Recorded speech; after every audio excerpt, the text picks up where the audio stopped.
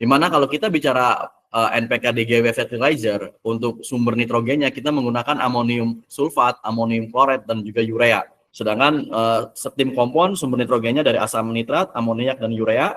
Sumber fosfornya kalau teknologi compaction menggunakan mono amonium fosfat MAP, sedangkan steam kompon sumber fosfornya dia menggunakan batuan fosfat dan juga asam fosfat.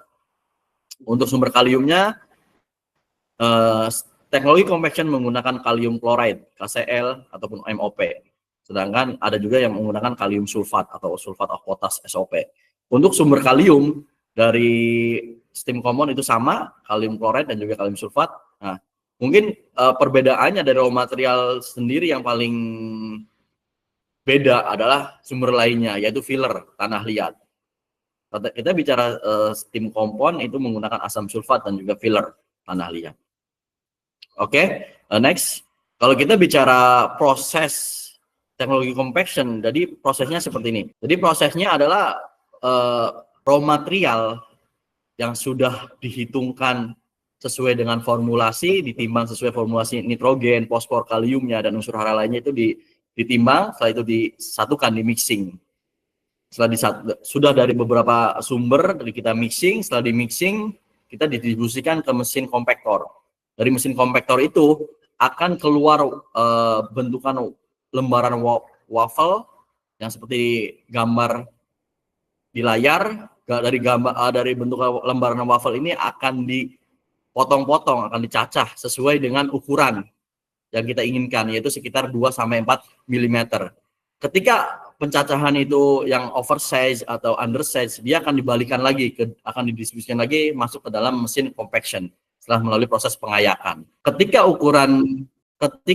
ukurannya sesuai, yang sudah sesuai dengan yang kita inginkan, dia akan melakukan proses finishing, masuk ke dalam karung, menjadi produk finish good yang mungkin Bapak Ibu yang sudah menggunakan produk DGW fertilizer.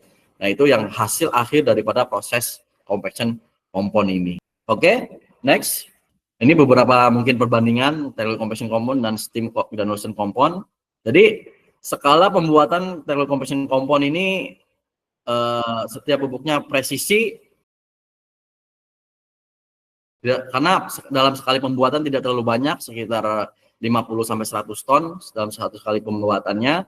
Melalui proses compaction granulasi dimungkinkan untuk membuat spektrum informasi yang lebih luas sesuai yang kita inginkan. Kita bisa merubahnya dengan cepat, dan juga formulasi bubuk majemuk diproduksi secara akurat di setiap butirannya tanpa filler tanah liat. Jadi mungkin ini perbedaannya, kita tidak menggunakan tanah liat sama sekali dalam pembuatan NPK compaction karena bahan baku kita adalah kering. Sedangkan kalau kita bicara dengan steam granulation kompon, ini skala pembuatan cukup banyak ya dalam sekali produksi, memungkinkan setiap bubuknya tidak atau kurang presisi. Granulasi konvensional secara proses granulasi uap, dan juga mungkin di beberapa literasi menyatakan menggunakan 5-20% tanah liat atau filler. Jumlah filler yang digunakan akan tergantung pada formulasi NPK itu sendiri. Nah, ini ada tambahan fillernya, tanah liatnya. Next.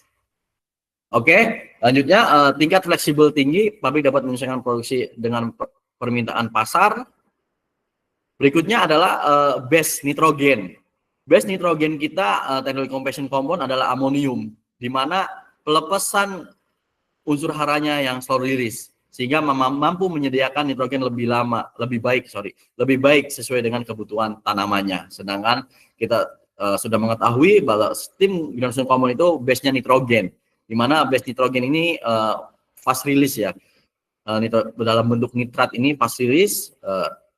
Memang itu ketika kita bicaranya tanaman yang membutuhkan nitrogen dalam waktu yang cepat, ini mungkin cocok untuk nitrat. Tapi untuk tanaman-tanaman yang tidak membutuhkan nitrogen terlalu banyak dan cepat, ini proses kehilangan unsur haranya lebih tinggi.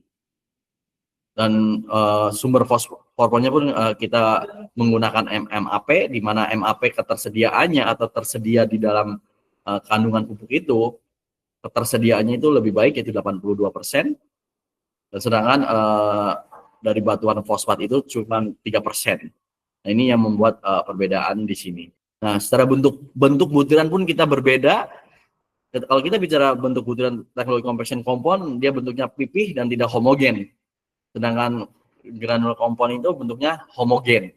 Keunggulannya apa? Kata bentuknya pipih, dia tidak mudah terbawa aliran permukaan dan luas permukaan pupuk lebih luas jika diaplikasikan tangan per dalam satuan berat yang sama dengan sistem steam granulation compound. Nah ini, kalau kita bicara steam granulation compound, di mana bentuknya yang homogen ini bisa jadi mudah terbawa aliran permukaan, sehingga luas permukaan pupuk pun lebih sempit. Nah ini mungkin perbedaan butiran NPK compaction dan NPK compound. Kalau dari beberapa petani kami, petani sawit yang sudah menggunakan produk kami mengakui bahwa biasanya kalau kita bicara musim trek ya, di mana musim trek ketika menggunakan produk kami berkurangnya tidak.